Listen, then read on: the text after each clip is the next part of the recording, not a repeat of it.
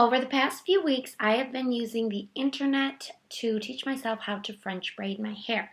And I'm going to show you today what I have learned so far and what my French braid looks like when I braid my own hair.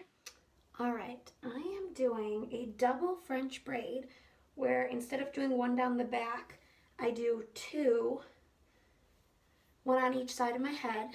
This was the type of French braid that I was most interested in learning because it was the type that I kind of saw myself using the most. So I started off by looking on YouTube videos, and my favorite one was called How to French Braid Your Own Hair for Beginners, and it was by a channel called Everyday Hair Inspiration. And that one was really good because the girl who was braiding her hair, she did every step all the way from the very top down to the very bottom.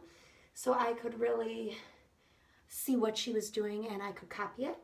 Another one that I liked a lot was called How to French Braid Your Hair by a channel called Luxy Hair. And hers was more of a French braid, one down the back instead of two on the sides. But it did provide some insight to me and some help.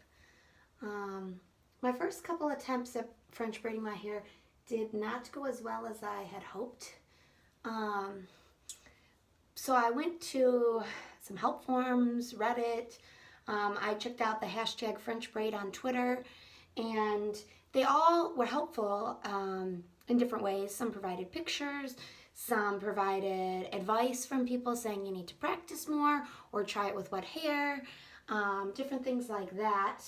But they were definitely helpful because it was experience from other people who have learned and were new at this like I was. So those were definitely something that was helpful for me. Okay, so we have the first one done. There's a little bump right here, but I'm still newish at this. I've only been doing it for a few weeks. Most of the people who have been doing the videos online and the tutorials and stuff have been doing this for a lot longer than I have. So if it's not perfect, that's okay. It's much better than my first attempt. Now I do kind of wish I could have used other sources besides just the internet.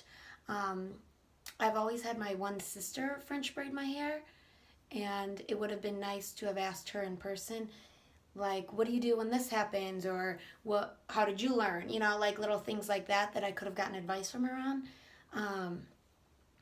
But overall, I think the internet was able to successfully teach me this. I just do wish I could have used in-person sources as well. All right, I'm just finishing up this last one.